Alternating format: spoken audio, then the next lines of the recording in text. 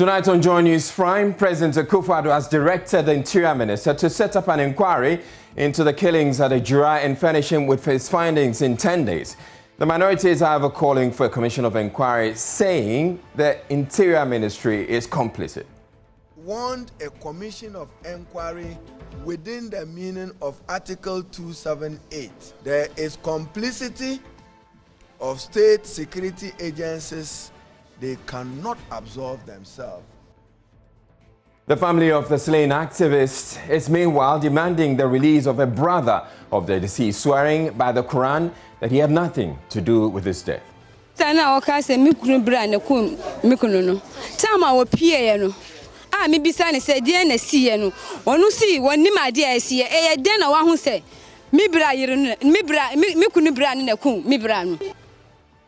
In another development, the Inspector General of Police says there were enough reasons for the security personnel deployed to quell the Ejura protest to use deadly force.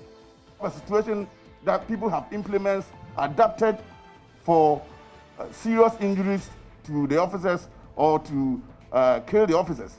Definitely, the laws or our regulation permit that you use live ammo. In business, European Union threatens to blacklist cocoa exports from Ghana if child labor on cocoa farms is not addressed. Cocoa Board is, however, contesting the claim and is demanding a distinction between child labor and child work. With the EU warning of blacklisting cocoa. My name is Ejura, and Joint News Prime is coming to you live from our Fanofa studios at Kukulumili here in Accra on your digital terrestrial TV, because we're free to air, and also on DSTV channel 421 and GoTV channel 144. This is a home of independent, fearless, credible, and impactful journalism. Stay tuned in. Many governments have promised and failed to deliver basic services that can support Kayayei or female headquarters. In the last of our series on Kayayei, Valentina Roberts, a 14-year-old whose story we've been telling to highlight the plight of headquarters, recounts why most recent and many like her friends, she now has very little expectation of government.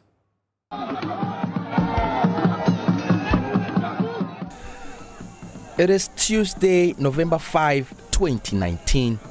Vice President Mahmoud Bawumia has come to Old Fadama. He has a high-powered delegation of government ministers following him. The entire slum is at a standstill. Thousands have come to meet him in pomp and pageantry. Mr. Bawumia says he is the first sitting vice president to have come to the slum. Valentina is in the crowd too. The lives of the people of Agboboloshi matter as much as the lives of the people of East Legon or Cantonments. The vice president is on a promising spree. Washrooms, toilets and bathhouses, he says, would be built in the days that will follow his visit. In all, you may see 8-unit toilets, 4 8-unit toilets, 32 toilets in all among the people of Agboboloshi. Community center ha Ejura say Eshie ahaso na mudimo ejumade wa ha community meetings enti Nana Akufo-Addo say Yansensi Sahas Community Center Mamo and story building Mamo so that or community center. The government has also put in its budget for 2019 a hostel facilities where Kayayeis will sleep, and is going to set up a scheme to train more than 10,000 Kayayeis to start their own businesses. It's been 2 years. None of that has happened. He didn't honor even one of those promises. Once you make up a promise to do something, and based on the basis of which people vote for you, there is the reason for you to come back and honor that promise. So if you don't do it, as any normal human being will feel, it's bad. As Ghanaians who pay tax, there is the need for those basic amenities to be provided for them. You cannot promise and you are not doing anything. And we are following you. You just come and give out 20 cedi, receiving. Sometimes everybody voting than our top points now they are my. Because we said we should continue the work. We shouldn't change any work. So you don't want our lives to be changed, so that we should continue to carry the kaya. Kayo, we do something myself and we should see. And to our Fabina believe a best let's abuse here. Government to pass a palamafa. Lafa at the hand.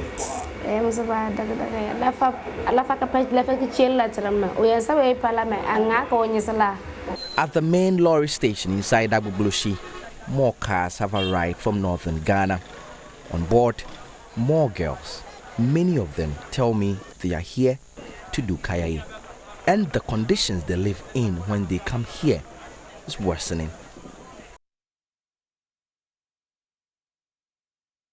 Over 350 meat sellers at the London market here in Accra do not have medical certificates. That's a discovery by public health inspectors of the AMA who stormed the market Wednesday.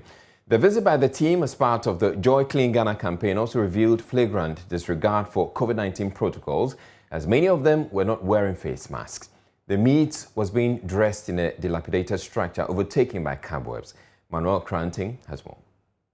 Last week we were at the slaughterhouse at Aveno. Well, after the slaughtering is done, well, it enters the meat market, and this is where we're going to inspect today. My name is Sule Danlad. Sule Danlad. Danlad. Yeah. Okay, so Sule Danlad, are you the head of the slaughterhouse, the meat shop here? Yeah. Okay. I want to find out, how many workers do you have in this particular meat shop? You get to about more than 350. 350, roughly, Yeah, almost 400. Yeah. Okay. So I'm taking you through the process under which we are supposed to have started. When I entered here, I showed you my ID card. This is my ID card. I would like to see your AMA health certificate, and that certificate will be your guarantee and your document certifying that you are healthy to handle food for public consumption. I want to see if you have gone through that medication, then we can check from all your people. This is an example of it. I want to show you. This is what you are supposed to have. You see the passport there? So when I come, I'm supposed to check you like you have my ID card here. So you need to have this, and this will qualify you to handle the meat. So you yourself, I want to see your card. I will feel the but you get problem about that card. Pardon? You get problem about that card. What is the problem? The problem be AM people go come here say they're going to do that card. I go organize the people, everybody go give the money to them. If they took the money go, they don't go bring this card again. I told everybody to come and do the thing because for that matter, some people they know the do. I tell them say, if we finish, I want them to tell something. If we finish, do the card, therefore come around. Has the one you know do, I tell them say, if the one you know do, therefore take and go court. I tell them. So Sule Danlad, you can see that this is the meat shop. Just start from here, and go around, look around the shop. Your room, are you getting me? Where you sleep, where they prepare food for you to eat. Okay, this is replication of where you sleep, where they prepare food for you to eat in the house. And look at the condition here. Does it fit you? Does it fit you? You start do that. When you wake up this morning, you brush your teeth. Yeah. You bath. Yeah. So this shop is the same thing like you yourself standing here. So every day, when did you people clean here? So will it be wrong for us to close the place? First, so we're going to just try and get into the building with the team and then, look at the conditions for ourselves. Well, this is where your meat is prepared. This is where the meat you eat is prepared from. Well, last week we took you to the slaughterhouse, and today we are here. And so I just get a bit closer to Mr. Asitanga so he could take us through. So this is where the butchery is done. This is the second phase of the meat shop. So all these people are part of you people. Exactly. And this is the condition under which you are operating here. Actually, yeah, we used to sell only the eggs. Only the head. Then intestine because of the water. So everything AMA, everything government, you generate income here yourself, isn't it? Exactly. Yes. And this is where all of you work to take care of your family. Yes. So what prevents you from taking your initiative, your own initiative, to develop this place, make it very nice. At least when you develop here and make it nice, it will also increase the quality of meat you are selling to the public. It will also do what? Attract the public. That London meat shop is a safe place for you to go and buy meat. So if you are waiting for us to come, and we come, we will not allow this to be there. We will say stop, because you don't want to keep the place clean. For all of you operating here, nobody has any health certificate. You don't. Health certificate. Can I see yours? The health certificate. Can I see yours? It has expired. Yeah, yes. No. You say you have it. Look at this. This is 2015. It's expired. This one is a new card, not a 2015. No, but look at the time you did it. 2015. This one. Where? Let me see. Let me check it. Some of them are expired already. No. Part of it. We have 2015. The others, they are. Look at. We have it. This is when? 2018. Then listen. But there's more to see here on the Joy Clean Ghana campaign as we get closer to the spot for inspection. So these are external drains that are outside the meat shop, and that's as you're seeing, choked by intestines of the animals and the carcasses that are sold. Yeah, now today, after we have finished our this thing, you see there's a cell inside the drain. So you can, if you said we are going to move it out, they will say the what do you call it? The tricycle people. They say they Well, government is on the heels of an exporter who attempted to smuggle out of the country 5 full containers of rosewood through the Tema port. This is despite the April 2019 ban on the harvesting and transporting of rosewood instituted to save the endangered tree species. The latest seizure at the port followed a tip-off from the Energy Commission, which suspected the containers contained charcoal. A team of government officials led by Deputy Minister for Lands and Natural Resources, Benito Owusu-Bio, visited the Tema port and inspected the impounded containers. Kweku Asante was with the team and has filed this report. No. As at now, we don't know who is for those containers. No one owns up. Even though it will be Since early 2019, government has banned the felling, transportation and exportation of rosewood, but in spite of this ban, some people were still trading and still exploiting the loopholes in the port system and exporting them abroad.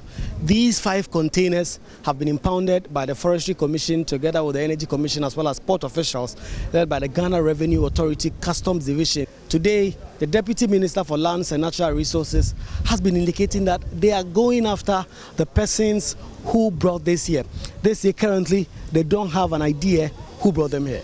What we are yet to do is that we have to ascertain the shipper, that is the owner, the exporter, and that will help us to also be able to come out with who or what company was involved in this particular shipment. We need to get that before we can conclude on our investigation. Fortunately, the management of this terminal say that they have documentation that can help us. From there, we will have to move to TIDD because we want to also know from them whether they had documentation on this or not. The Forestry Commission boss, meanwhile, says they are tightening their procedures across the nation because concerns are these rosewood were transported from across the country with numerous Forestry Commission stops across the country, and they should have been able to detect this. So you can stop some of these suspected trucks and inspect them, but unfortunately you can't inspect every single truck that probably is on the Accra-Kumasi road. So some are arrested, some find out. But then the point is that to be able to export rosewood, then you will need a permit. So the permit regime too is very important. If you don't carry the CITES, then you will not be able to export. So the Energy Commission that gave the tip-off for these 5 containers to be impounded here at the Tema port says their regulatory checks will continue, and as and when they meet and see some of these things, they will inform authorities about this. what is left to be seen is what will become of these 5 containers and the investigation that the ministry as well as other stakeholders are currently undertaking. My name is Kweku Asante Bismarck, reporting for Joy News, Tema Port. Watching Joy News from where taking a still hiding in the bulletin. President Akufo-Addo has directed the Interior Minister to set up an inquiry into the killings at Ejura and furnish him with his findings in 10 days. The minority is however calling for a commission of inquiry, saying the Interior Ministry is already complicit. A commission of within the meaning of Article 278, there is complicity of state security agencies. They cannot absolve themselves. We have all that and more coming up in the bulletin. Stay tuned in.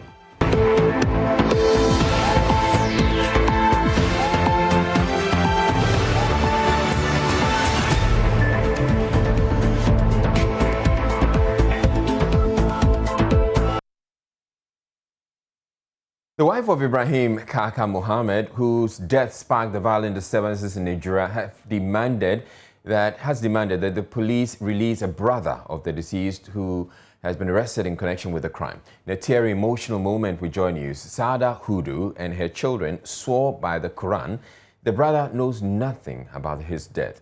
Meanwhile, the Dagomba chief of Ejura, whose grandson was among 2 people gunned down by the military in Ejura, has been calling for calm. These events unfolded when the MP for Ejura, Secretary Dumase Bawa Brima, visited families affected by the unrest in the Ashanti region town. Lava Firm's Erastus Donko has more. The Ejura Municipal Police Commander, DSP Philip Hammond, says 3 people have been arrested in connection with the death of Ibrahim Mohammed, popularly known as Kaka, a social media advocate. So far, we have picked 3 people under investigation. We just picked 1 in addition to the previous 2, making 3 a while ago, and we are investigating them.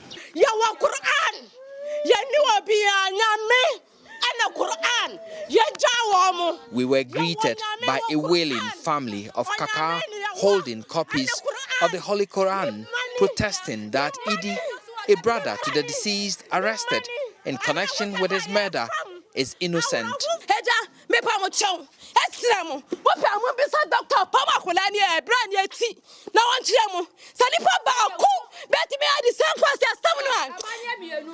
Sister na waka se mi kunu bra na kum mi kunu no tama wo pie no a mi bisa ne se de na sie no onu si woni ma de asie e de na wa hu se What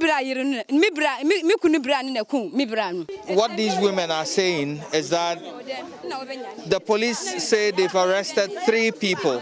One of them is a brother to the deceased, and his name is Idi, and he lives in this room. And what they are saying is that they are swearing by the Quran that Idi, who is a brother to the deceased, Kaka, cannot be the one who murdered his own brother. So you could see the children in tears at this moment, and it is an emotional moment for them. Let me find out from the children why they are crying at the moment.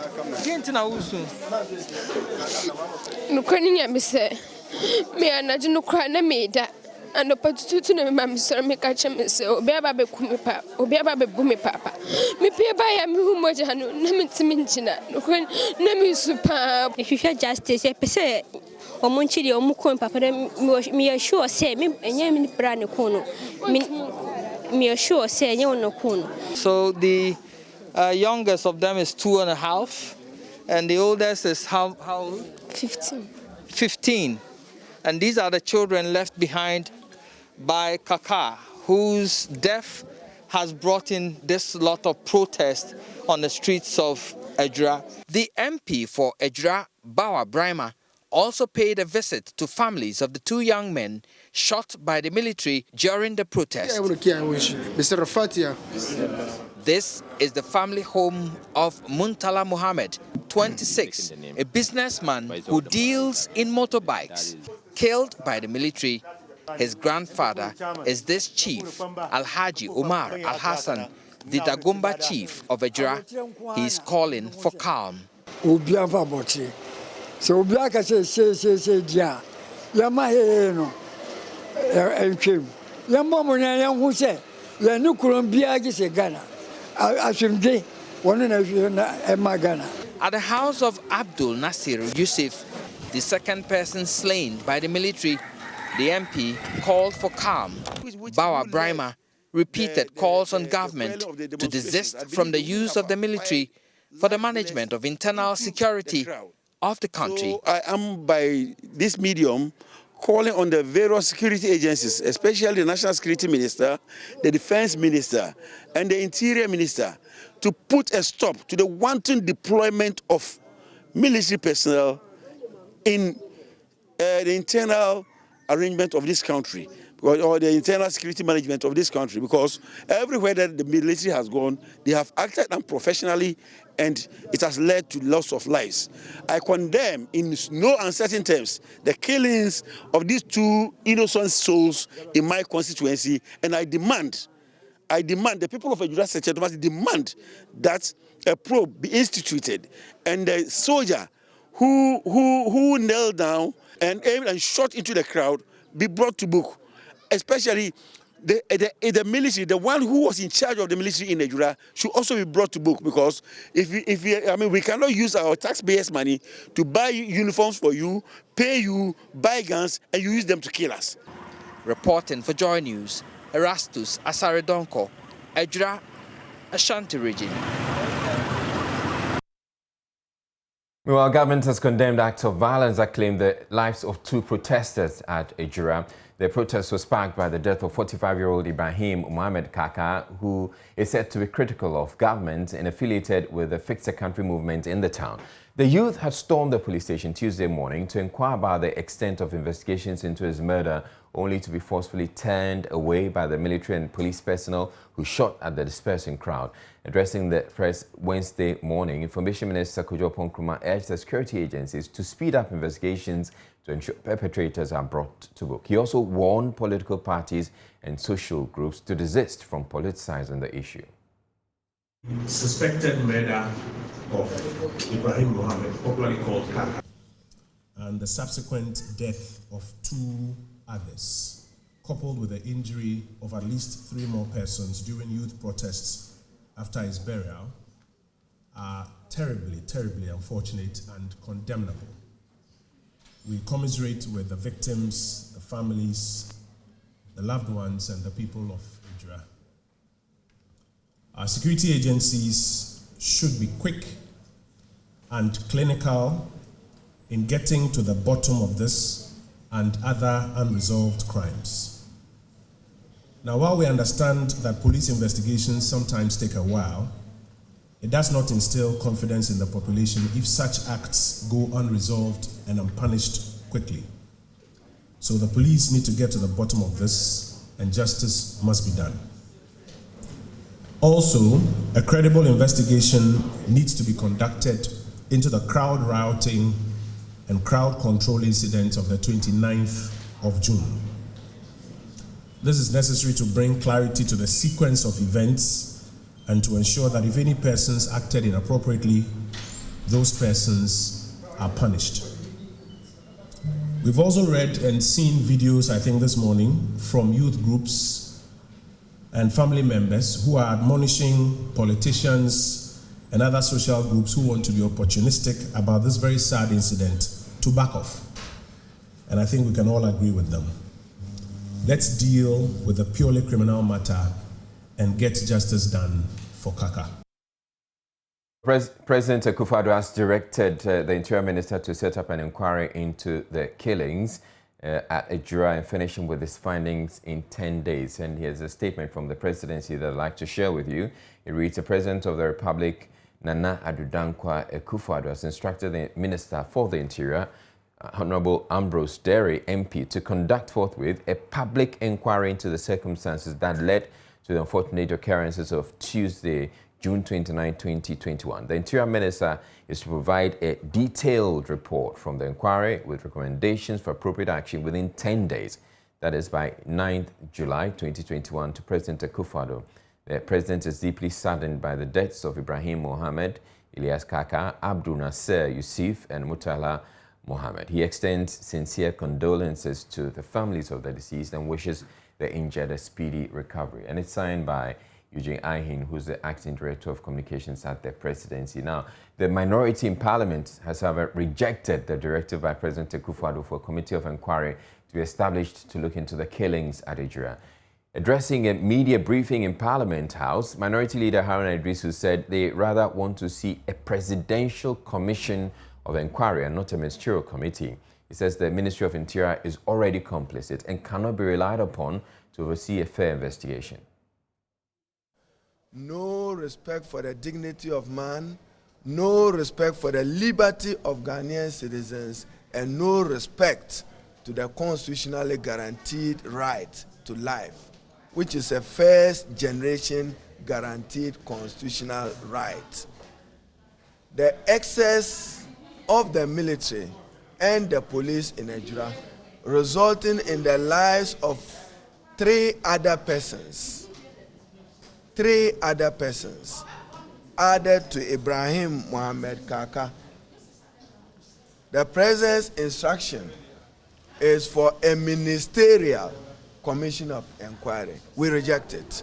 That is not good enough.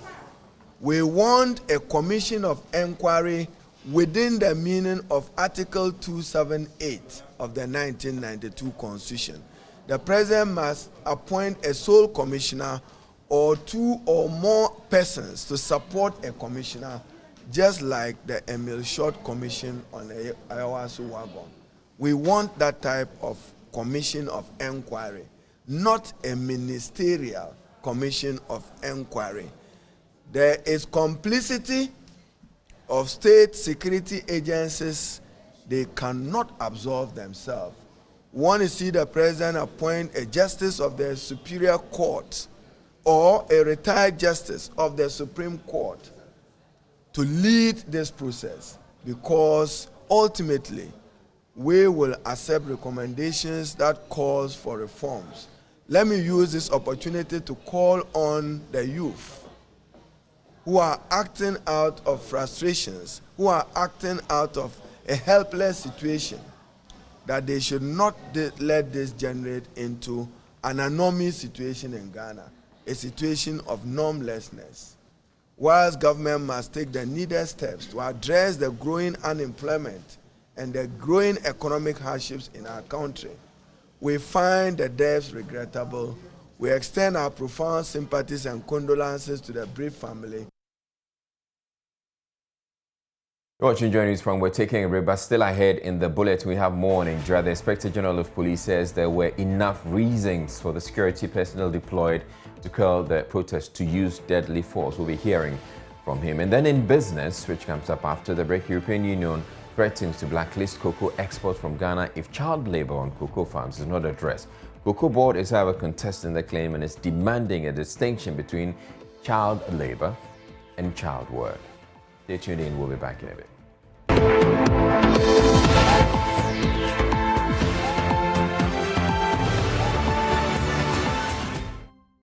Welcome to Business Now. And Ghana Cocoa Board has described as unfair a warning from the European Union to blacklist the export of cocoa products from Ghana over cases of child labor across various cocoa farms. The Chief Executive of Cocoa Board, Joseph Boahin Edu, explained that at the Cocoa Sustainable Forum that Ghana's culture permits child work, which according to him has been mistaken for child labor. There's more in this report.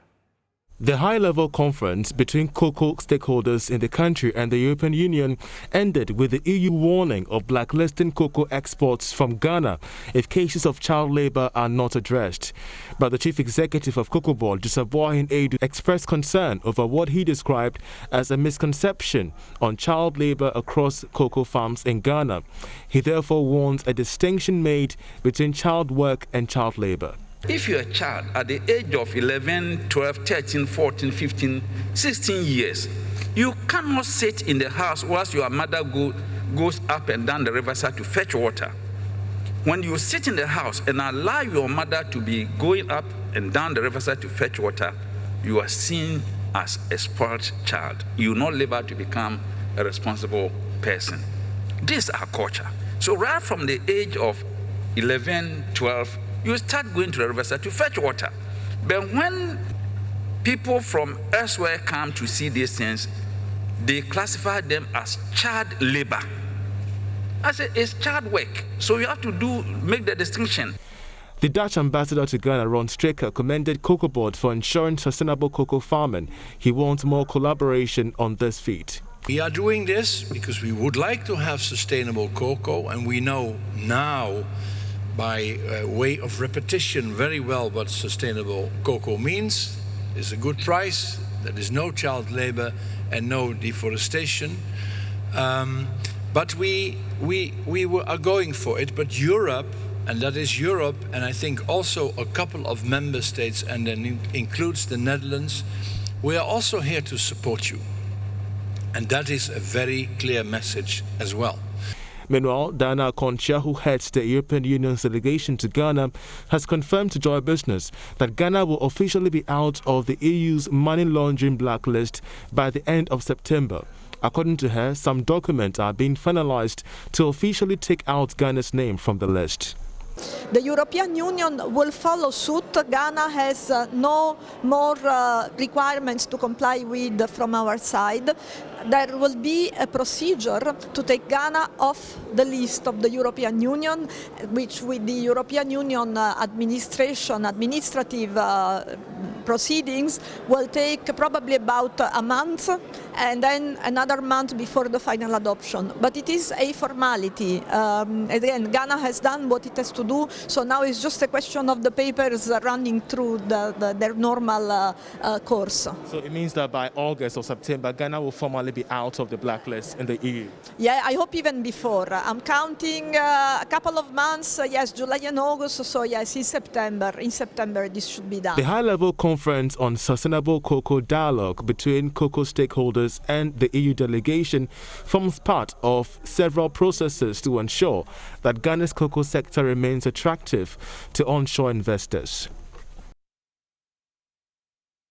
Energy expert Kojo Poku has urged government not to rush in making any decisions on the replacement for ExxonMobil after the U.S. oil and gas giant abandoned the Deepwater Cape 3-point exploration project. The local partner for the project, GOIL, has indicated new investors are expressing interest in the oil field and are making contacts with the Ghana National Petroleum Corporation. However, speaking on the marketplace, Mr. Poku said government must approach the next selection process with caution. To basically make sure that our upstream is very vibrant, we need to abrogate those petroleum agreements and put them back to tender. Yes, we've come out of COVID. 2021 is not the best time to do this. Even 2022 is a bit slippery. I'm thinking maybe 2023, the world economy will have fully recovered. My caution to GOIL will be that they should not be too much in a hurry to be taking up percentages in these oil companies at this early stage where the risk is high. They should bid their time, and when the companies, because if GOIL decides to go up with their percentages, it means they have to contribute sizably to the exploration cost, which is risky. Okay, so I think that they should just keep to the 5%, take it baby steps, stick to the little percentages. When there is the discovery, then they can go in and basically exercise an option to up their investment. And that'll be all for business for now. Gifty and Apia will be back with a second installment of business after 8 p.m. Do stay tuned. Thank you for staying with us on Joy News Prime. Gary Al Smith here with the sport. In our first story, ahead of the Black Bombers' departure from Ghana to Tokyo, Japan tonight, the president of the Ghana Olympic Committee, Benjamin Mensah, led a delegation to pay a courtesy call on the President of the Republic at the Jubilee House. President Akufo-Addo used the opportunity to wish their boxers well and also assure them of the country's support. You carry our hopes for a good performance. I know it's not going to be easy. It's going to be very competitive. You're going to meet your peers from around the world who are, like you, also determined to acquit themselves well for their countries and for themselves. But I have a lot of confidence in Ghanaian athletes and sportsmen. Wherever we are in the world, we shine.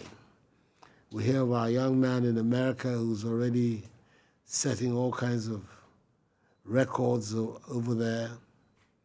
And the boxers, you know that you have a big tradition in this country. Both amateur and professional boxing in Ghana has a rich history. One of my contemporaries did very well at the Rome Olympics. That's Eddie Blay, who's the elder brother of the chairman of our party, Freddie Blay's elder brother. He came home with a bronze, I believe, as a welterweight, I think he was at that time. But the boxers, when they were introduced, I wasn't told what your weights are. What? Shamad, what are you? 52, flyweight. Okay. Featherweight. Okay. But these are the categories where we've always done very well. Flyweight, featherweight, and bantamweight, yeah, and even the light heavyweight. But I have to wish you the very best of luck when you go there. You cannot do better than your best, but at least do your best.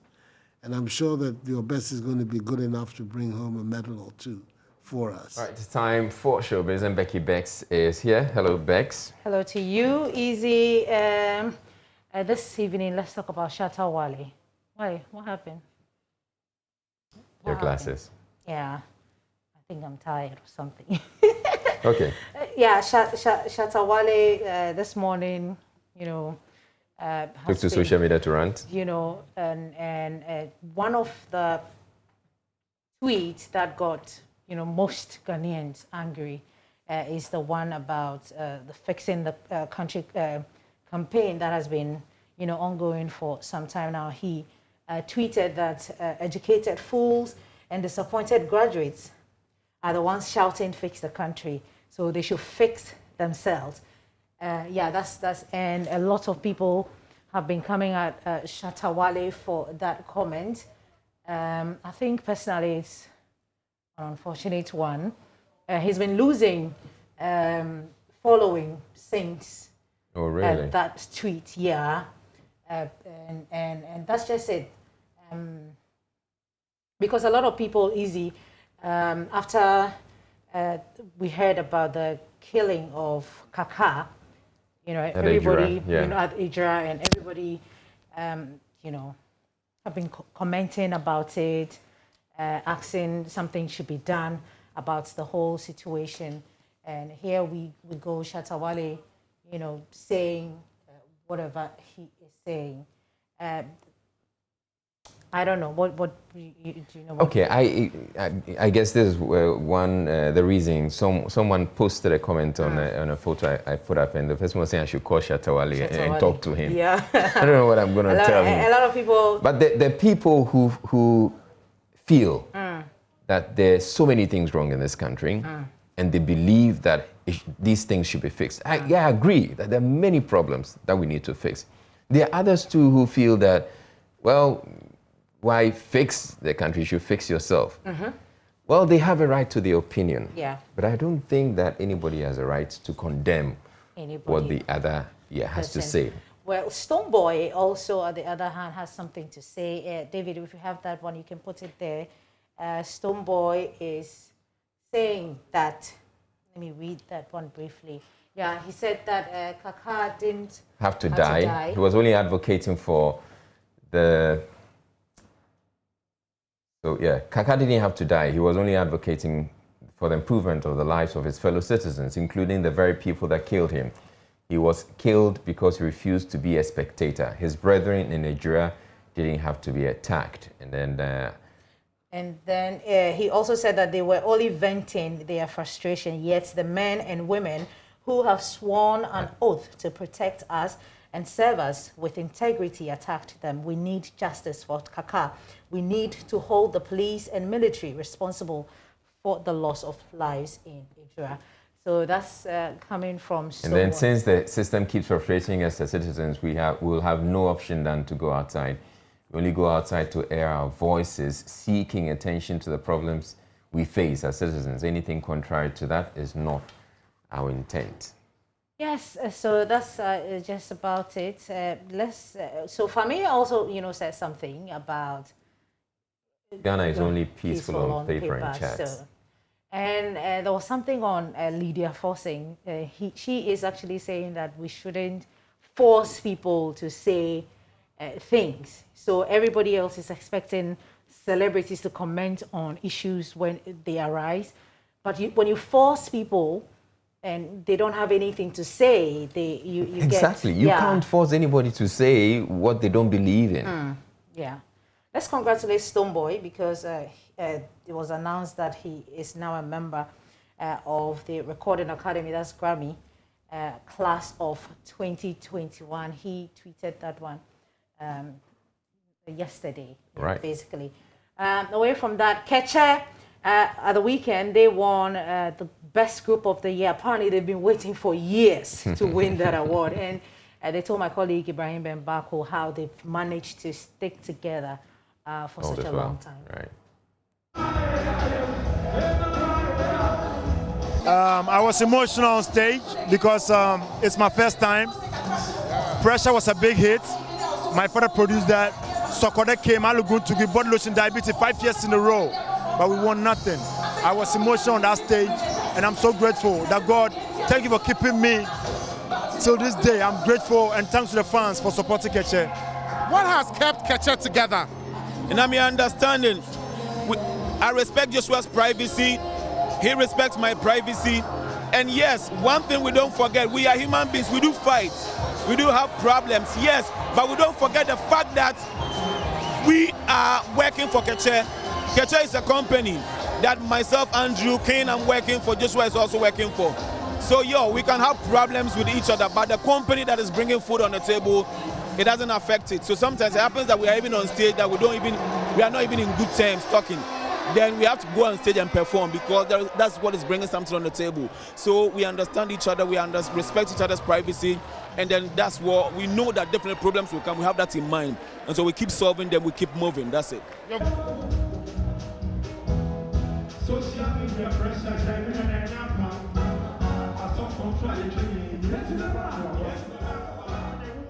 All right, but they deserve it. Yeah, they deserve. They've waited for far too long. All right, thank you very much, Becky Beck, for easy. bringing us Showbiz. Up next, we bring you World News. That'll be it for World News. And that's it for those of you watching on Joy Prime. But there's more news on the Joy News channel. Stay tuned in.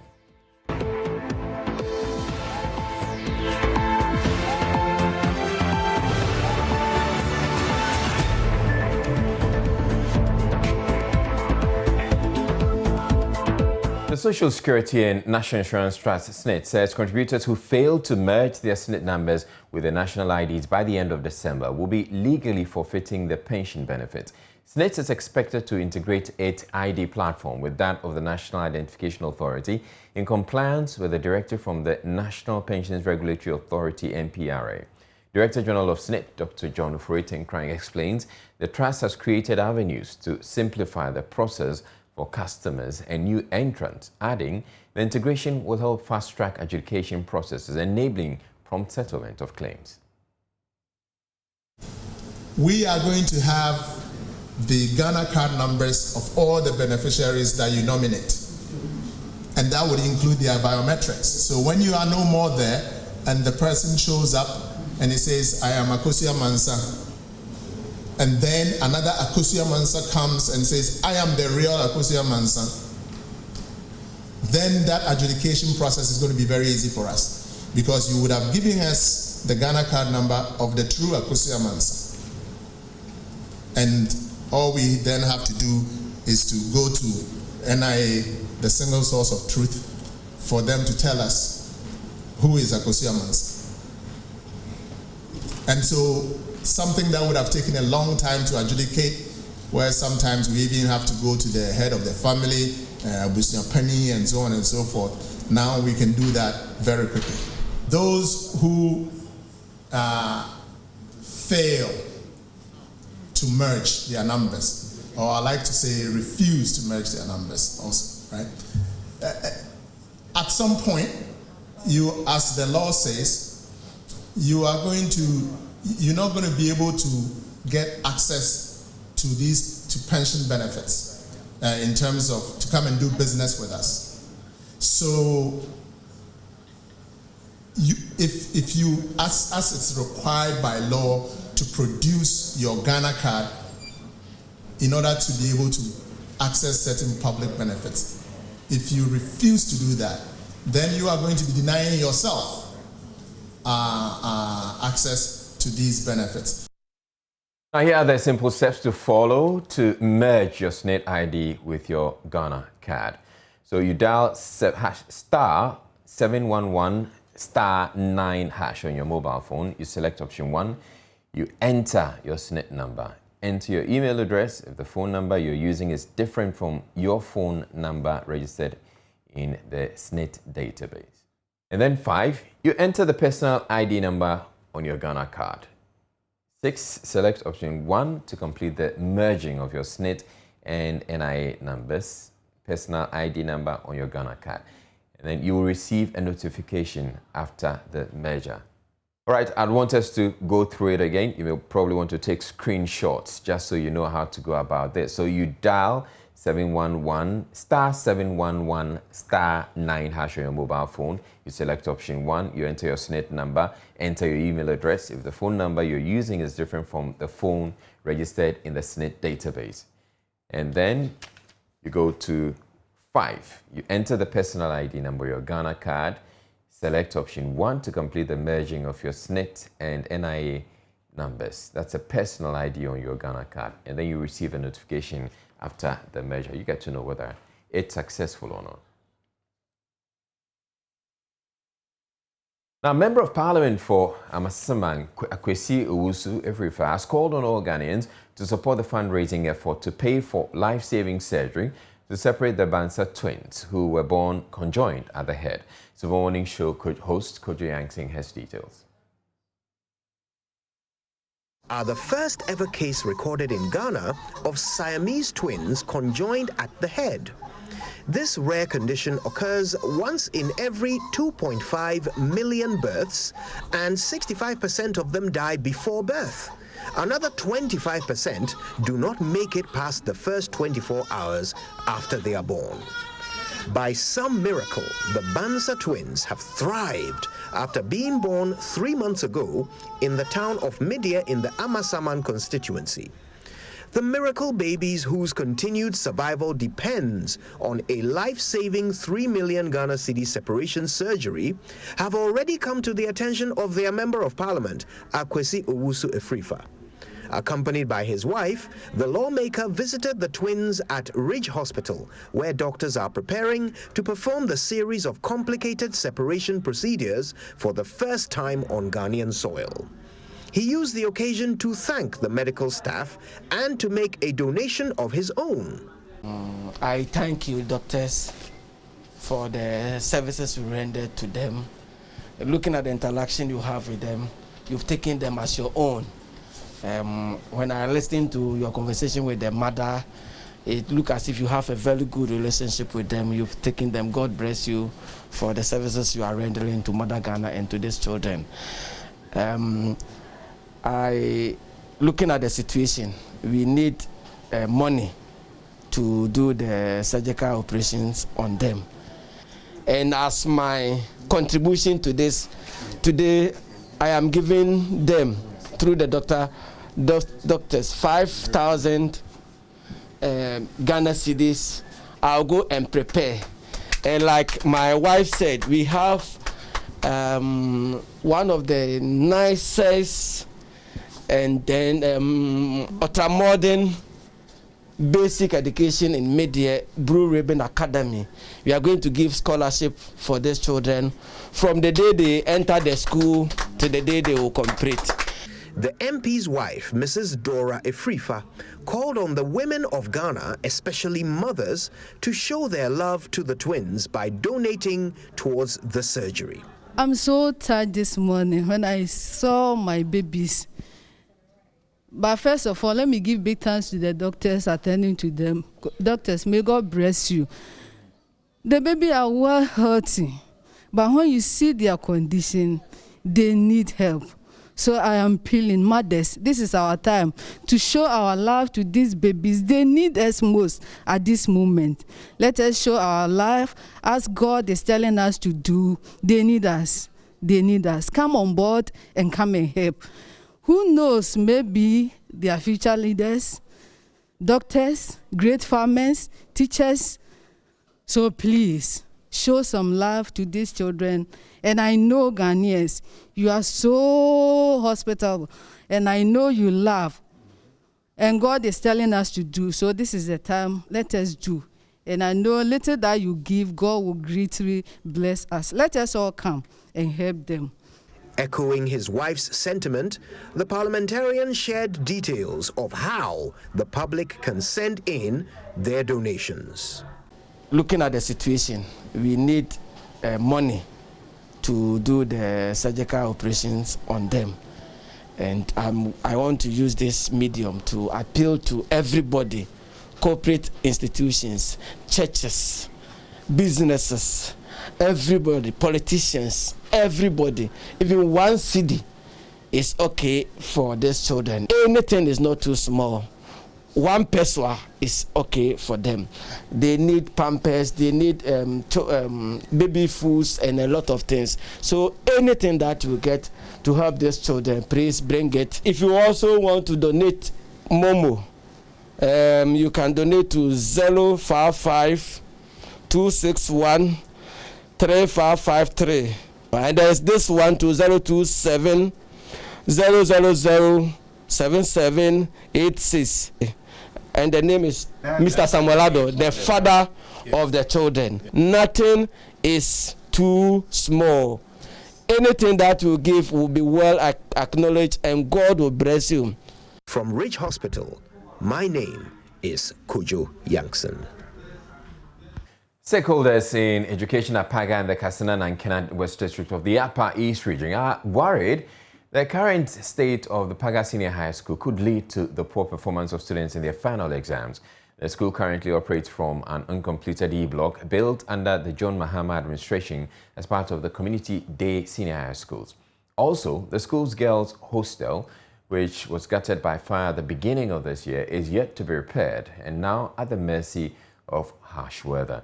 As a result, some students were forced to rent their own accommodation within Paga, and this is encouraging truancy and putting some of the girls at risk. Joy News' Upper East correspondent Abasori, who visited the school, reports stakeholders, including the paramount chief of Paga, are extremely worried about the situation and wants government and other organizations to intervene. The Paga Senior High School has a student population of nearly 800. The school was started in the year 2010 as a community senior high school. It was absorbed by the government through the Ghana Education Service in the 2012-2013 academic year. This E-shaped block was constructed for the school by the John Mahama-led NDC government under the Community Day Senior High School projects. Although the building is largely uncompleted, the classrooms are being used, and a long hall within the building is being used as a makeshift hostel for some of the boys. This is because the Paga Senior High School is officially a day school, but most of the students come from faraway communities, and it would be impossible for them to commute to school from their homes on a daily basis. Therefore, management of the school, in collaboration with the PTA, managed to get a hostel for the boys and converted this Get Fund 12-unit classroom block into a hostel for the girls to make it more convenient for them to be able to attend classes. However, in January this year, the top floor of the hostel was gutted by fire. Vitus Anchir is the headmaster of the Paga Senior High School. Yes, those who were occupying this top floor, there were about 100 girls, students. But after the fire got burnt the place, we appealed to the district assembly. The support they had for us was to come and then put louver blades and mosquito nets in one of the E-blocks one of the open rooms. It's a conference room, more or less. So currently, that's where we have made the boys to be sleeping there, while the girls, they've moved to where the boys will stay. The building remains a death trap nearly 6 months after the fire disaster. With the rainy season setting in, the school management fears that the building could eventually collapse if it is not immediately repaired. And what it means is that when students are placed here, they seek for other schools that have better facilities to go. So invariably, it's reducing our enrollment drive. The makeshift hostels are not too conducive for the students of the Paga Senior High School. There is also not enough space to accommodate all the students who come from faraway areas. For that reason, some of the students have to rent their own rooms within the Paga town, and this is affecting their education. Anytime the rain is coming, some of us have to stand for the rain to finish, after which we now go back and sleep. Because of the wind, it blows through the windows, and then we have to stand for it to finish before we continue. Most of the students went out to rent, especially the boys, most likely the girls too. And due to this, most of them come to class the time they want. Some of them too, if they come, they will not even stay till they close, because most of them rent far places. Now that some of our students are living outside, they will not come to school. Some are pregnant because there's not that regular discipline in it, because they'll be staying outside. Per time like this, some will decide not to come. Paramount Chief of the Paga traditional area, Per Awampaga II, is worried about the situation because it is the only high school in the area. The children are suffering. So we appeal to the government, Ghana Education Service, and the other authorities. Also said the Pakatine, who are outside Paga, they should try to come and help us. For now, the students and teachers of the Paga Senior High School will just have to continue to improvise to keep teaching and learning ongoing until help arrives. For Joy News, Albert Sori, Paga. Interior Minister Ambrose Derry is urging Parliament to support his office to acquire body cameras for security officers as a sure way to avoid killings that usually result from crackdowns by police and military personnel during demonstrations. Ingo Pram MP Sam George at Wednesday's sitting of Parliament's Public Accounts Committee accused the police of sometimes acting unprofessionally during crowd control at demonstrations by first using lethal force. He cited Tuesday's killing of 2 people as an example of the misuse of lethal force. Mr. Derry says though government will continue to protect the rights of citizens to demonstrate, the police also have a responsibility to keep the rest of the populace safe. He says the IGP will later on Wednesday address the specific issue of the Ejura shooting. We've been part of demonstrations. As students, we've suffered a lot of, beatings and all that. It is a thing that I am passionate about checking. The right to demonstrate in Ghana must be respected, and government is committed to doing that. There's a misunderstanding. Nobody asks anybody to apply to the police for a permit to demonstrate. No. You give notice to the police because the government has a duty to protect you during the demonstration. So when you go to them, what you'll be discussing are the routes, and then we provide police to shepherd you. One of the reasons being that when the police are with you, they are able to detect some of these infiltrators who are not most of the time under the control of the main organizers. But we've had a problem. The problem has always been that when it happens, the investigations about who did what becomes a problem. We need a piece of equipment that is very, very critical. Body cams. Body cams. We need them to put them on our security personnel. It will give us a video of what transpired at the critical times. for us to be able to tell who exactly did what. The standard police procedures are in place. We are in very critical condition, seriously.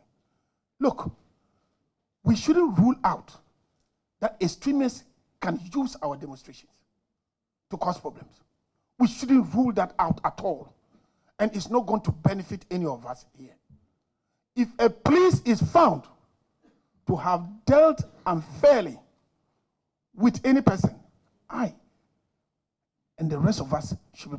Who are they demonstrating? They are our children. The youth of this country, they are our children. So who is going to come out of that? But sometimes we need to educate ourselves about what the issues are. Inspector General of Police James Opombuenu explained to the committee that police has a manual for crowd control that requires them to first talk to illegal demonstrators and encourage them to disperse. He says the police only use deadly force when they suspect some of the demonstrators have lethal weapons. Yes, we do have a manual on the use of force. Normally, you speak to the people through a megaphone, or you shout if they can hear you. And you spray water, you throw tear gas, and then you use blank ammo, and then eventually you use live ammo. But Honorable Chair, you and I know that in very fluid situations, there's no hard and fast rules when the lives of the police officers are threatened, that they should go through all this. So depending on the nature of the situation you are dealing with, then you can go through all these motions. Let me add that if you are dealing with unarmed demonstrators, then you will not go for live ammo. But when you see somebody in the rioters or crowd holding a weapon or an implement which can or is capable of being used to kill a police officer or to injure him seriously, our laws permit us to use lethal force to eliminate that threat to the officers on duty at that point. So it depends on the situation you are dealing with. If people are just like students who are demonstrating, they are just shouting and singing, you will not use live ammo. But when you have a situation that people have implements adapted for serious injuries to the officers or to kill the officers, definitely the laws or our regulation permit that you use live ammo. When you are dealing with a situation where it is an unlawful demonstration, if you are dealing with situations where people are on unlawful demonstration and they are armed, definitely, and what people don't know is that A may be armed, B may not. B may not know that A is armed. So being in the crowd does not necessarily mean that you know what is happening. But technically, you are responsible for whatever the person is doing. So we take steps to eliminate that threat to the officers who are on duty at any particular time. The Techiman Circuit Court, presided over by His Lordship Justice Alexander Graham, has sentenced 3 persons to a combined jail term of 210 years. It was established during the trial that the convicts, 18-year-old Idrisu Tampuli, 19-year-old Yusuf Salifu, and 32-year-old Nana Kwame, blocked the Sunyani-Wenchi Highway in August 2019 and amid sporadic shootings, robbed a number of people. The 3 pleaded guilty to all 10 counts before they were handed the jail term of 70 years each. Prosecuting Officer Inspector Emmanuel Kudolo is optimistic that the sentence would serve as a deterrent to armed robbers, with robbery currently on the rise in the country. My colleague Anna Sabit has more on this report. The Techiman Circuit Court, presided over by His Lordship Justice Alexander Graham, has sentenced 3 persons to 70 years imprisonment each. The 3, one Idrisu Tampuri, 18 years old, Yusuf Salifu, 19 years old, and 32-year-old Kwame Osu, were convicted of a robbery incident that occurred on the 27th of August 2019 along the Sunyani-Wenchi Highway. We've been speaking with the prosecuting officer, Inspector Emmanuel Kudalo, and this is what he's been saying in relation to this particular case. This particular case is a robbery case made against Idrisu Atampuri, Yusuf Salifu, and Kwame Ousu. The robbery happened on the 27th of August 2019, where A1 and A2 went and crossed the road, Wenchi Sunyani highways, and were robbing the passengers along that road and shooting indiscriminately.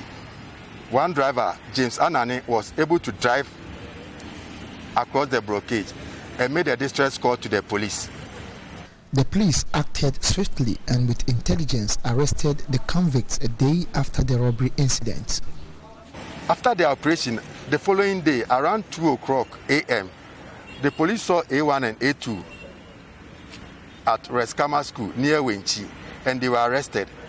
A search of them revealed the complainant's item, mobile phones and scratch card, value about 12,000 Ghana cedis. They were sent to the Wenchi police. The complainants came to identify the items and the accused and the complainant and the suspects. We came to court, and for some time now, it's now that we finished the case, and they were given 70 years imprisonment. The sentence on all the charges, we gave them 10 counts. The sentence are to run concurrently. So now each one is going to prison for 70 years. According to Inspector Kudalo, robbery has been on the rise in the Techima municipality and then its surroundings. And so for him, this particular sentence will serve as a deterrent to people who are also into the robbery business. Robbery is on a high side in Techima and its environment. It's becoming a lucrative business for those who are engaging in it. Now that as we have apprehended them, we want to give them a deterrent sentence so that those who are contemplating to enter into such business will turn up a new leaf. One of the robbers with name given as Red is currently at large, and the police are gathering intelligence to get him arrested. The 4th one, Red, is on a run. We are gathering intelligence. We are getting a crew that is hiding around Kaswa in the central region, and we are on it. That's a security issue, so we don't want to go too much to that. Yeah. So from the Techiman Circuit Court, my name is Anna Sabet, reporting for Joinnews. Also, some 22 persons have been declared wanted by the Ghana Police Service for their roles in the bullion van robbery at Adidingpo and other criminal incidents. Updating the media on the status of investigations into recent robberies and murders, Commissioner of Police and Director of CID Isaac Kenyeboa said the notorious criminals can run but cannot hide. In respect of the robbery cases which happened or occurred at Adidingpo, Honey Circle, just opposite the fire service, Aburi, and some other places, some people have been declared wanted by the police. We strongly believe that they are members of the gang recruited by Abrefa and his boys. The following people have been declared wanted by the police. Some of them, we have their pictures and it will be given to you by my PR. Aaron, you see, sometimes we are unable to get their full names. They use aliases because in a group, they always, in a criminal gang, they don't use their real names. Aaron, he was involved in the attack on Honorable Kandapa some time ago.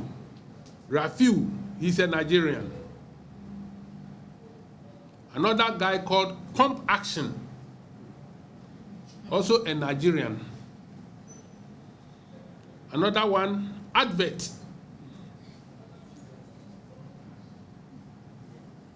Obina, a Nigerian. Sunday Chubazo, a Nigerian. Sule, Jordan, Bebe, Isa Salami, Ahmed Ali, Christian. This guy is Christian. He recce's the bank. When people go to the bank, he will recce and provide information to some of the suspects we have arrested and others at large for them to attack them. If you remember at the intersection around the National Theatre, some people were attacked around Kaokudi. They attacked some people and took their monies. So he is the informant. Hakim, a very notorious armed robber. You will get his picture.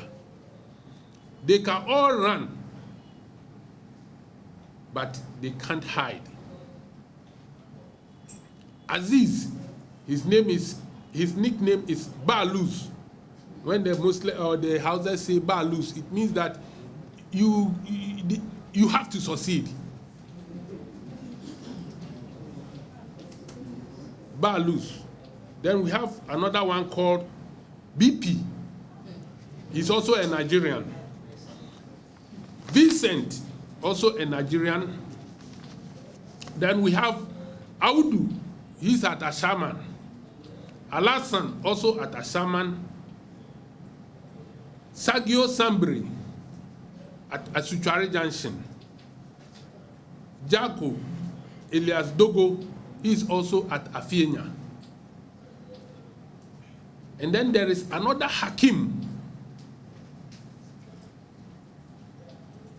So there are two Hakims. We will provide you with some of their pictures so that you help us get them. Here on Joy News Prime, up next we're bringing you more business and gift you under Pierre. We'll be here.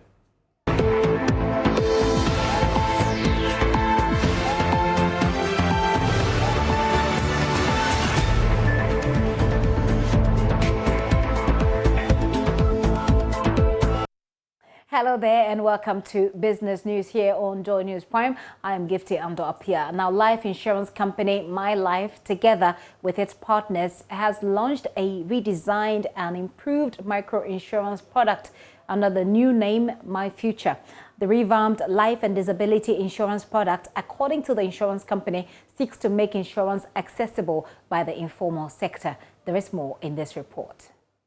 The micro-insurance product, My Future, is born out of collaboration between Vodafone Cash, My Life Insurance Company, Millennium Insurance, and powered by an advanced digital platform. Speaking to Joy Business at the launch, Chief Executive of My Life Insurance, Kayayei, said the product, which is targeted at the informal sector, will go a long way to improve insurance penetration.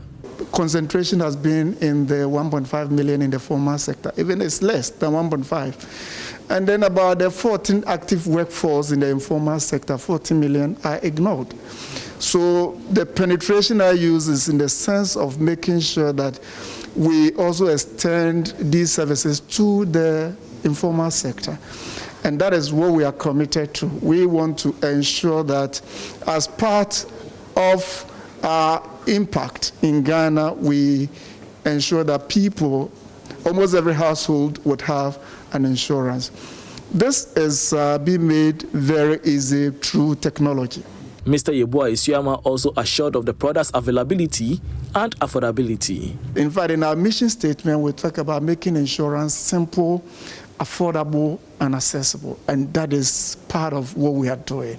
To make it simple so that you can pick your phone and buy, accessible wherever you are, whether you're in Tamale, you're in Accra, Kumasi, you can buy. You don't need to walk to our offices or have our agent visit you. No, you can buy. And then, affordable with as little as 2 cedis you can have. The investment-linked microinsurance plan allows customers to select insurance benefits with corresponding monthly premiums plus additional savings contributions at inception. Customers of the life insurance firm can make withdrawals from their savings with ease. Victor Agrifin is the general manager of operations at My Life Insurance. The savings amount accrues interest based on prevailing interest rates on the market we get. We return some to the client.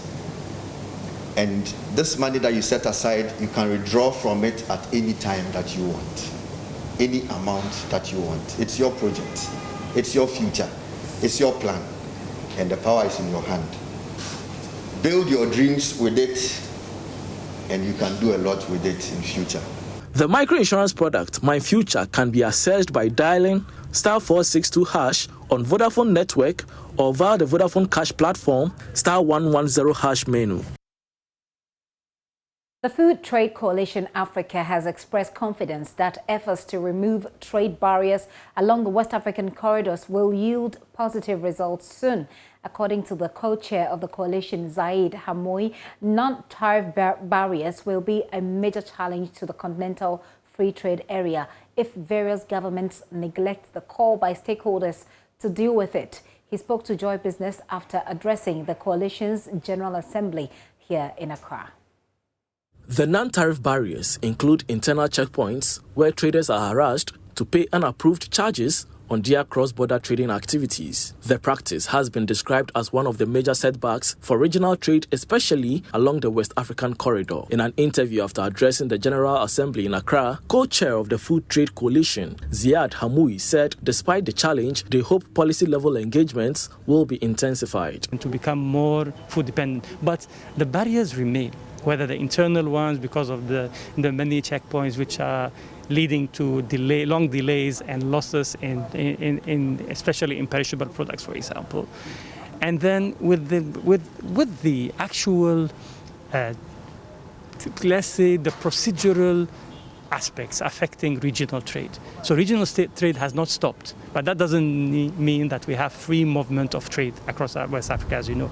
There are many issues that have to be handled at policy level, but also at practical level. And so we are hoping that with the Food Trade Coalition for Africa, we will be able to tackle these issues as a group in order to interact with the various stakeholders, whether from the private sector or from the policy sector, to create this kind of platform to discuss the issues and to have meaningful policies that, first of all, represent the interests of governments and of the private sector and the economic operators. Deputy Minister for Trade and Industry, Oshri Befi, believes that with the implementation of the Continental Free Trade Area, Africa can make progress in curbing the menace. It gives opportunity to everybody in Africa, especially in Ghana, to take advantage of trading, not only in the area of agriculture, but even other products that are also necessary, because we are talking about a population, a total market, estimated market of 1.2 million people, and we are talking about a combined GDP of $3.4 trillion. I mean, this is a big market, very big. And so I guess it is an opportunity for Africans and, for that matter, Ghanaians to take advantage of this, so that we will be able to operate to maximize more from Africa. The General Assembly of the Food Trade Coalition Africa will be used to launch a food policy report in the coming days. Well, let's go for the international business summaries.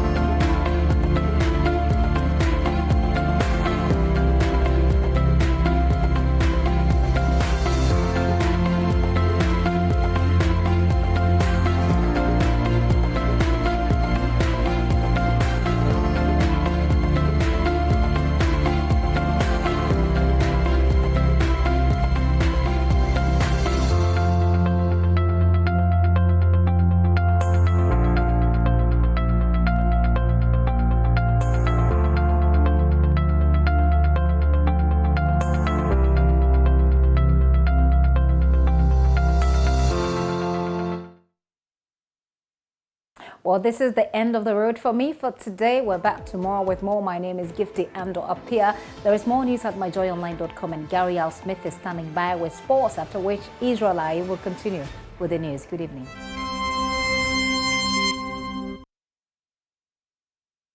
Thank you for staying with us on Joy News Prime. Gary Al Smith with the second batch of the sport.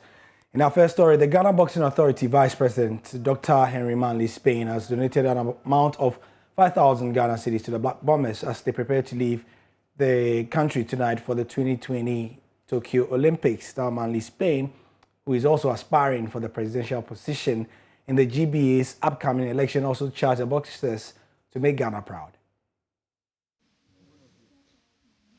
I think the reason why we are here, it's some weeks ago, I did at the Lebanon House. I assured my guys, my young brothers here, that I'm just going to support them a little. And today, actually, I'm ready for it. Since they're leaving tomorrow, I invited them here. I had also invited you to witness the fact. And also, we just wanted to assure them that this is just a token on behalf of me personally, Manley Spain, and then members of the GBA. We have something to present to them, some small cash, not as small, but medium-sized cash to support them once they leave, and then we wait. All that we needed to know or to hear, it's their victories right over there, bringing home the gold, and then we can actually assure them of what we feel it's right to be given to them, or the right stuff that will really due them. I'm ready to support them anyway, all the way. They need to get here back, and then we can believe that they're getting ready to be 10 professionals, and therefore we are also opening our arms. The GBA is opening their arms to receive them, and that's the reason why we are here today, or this evening. I'm very grateful to present this to Kurasari. I'll deliver something little, and therefore this is precisely what I have done. Meanwhile, the head coach of the Black Bombers, Coach Asari, has revealed that the national boxing team is more than prepared to lift the flag of Ghana high in Japan, as the boxers are well conditioned to deliver medals for the country. We've prepared enough, and we need this medal very, very much. And we are going there to put up the performance that will get us a medal home. If the opportunity comes and we get gold, we'll bring it. If we get silver, we'll bring it. If we get bronze, we'll bring it. It is not an easy thing. Even look at Ghana itself. For many years, we only have 3 medals. We can't just say that we are going to do this and do as if we don't know what is going on. The level where we are going, it is a bigger level. Even qualifying to that competition itself is an achievement. So we qualified 3 boxers to that platform, and we are going there to be able to make a mark. We put up all our best, and as the captain said, this is the time that we've prepared more than the other preparation, and we want to make good use of it. So we will go there fighting or boxing as if that will be the end of our life. So we will go there and put up our best. Whatever the result may come, the media will see the performance that we put up and what we were yearning for and whatever happened. In football, Manchester United have agreed on a fee in principle of 85 million euros with the very highly rated Borussia Dortmund winger Jadon Sancho in their short. Personal terms are yet to be finalized, and a medical completed by the 21-year-old who joined Dortmund from Manchester City in 2017. Sancho is set to become the second most expensive English player of all time, behind Harry Maguire. The news will be welcomed by manager Ole Gunnar Solskjaer, who wants to build on United's progress last season. The United boss has identified 4 key positions he wants to improve: right side of his midfield, then the central defensive side of midfield, and also attacking areas. Sancho fills the first of those. Elsewhere, Tottenham have appointed former Wolves boss Nuno Espirito Santo as their new manager on a 2-year contract. Nuno left Wolves in May after 4 impressive seasons, during which time he took the club from the Championship to the Europa League and even to the quarter-final of that competition. Spurs sacked Jose Mourinho in April and replaced him with 29-year-old Ryan Mason until the end of the season. That's it for the sport. I'm Gary L. Smith. All right, and that's it for the Bulletin. I'm Israelite. Thank you very much for watching. Up next, we bring you PM Express. Stay tuned in.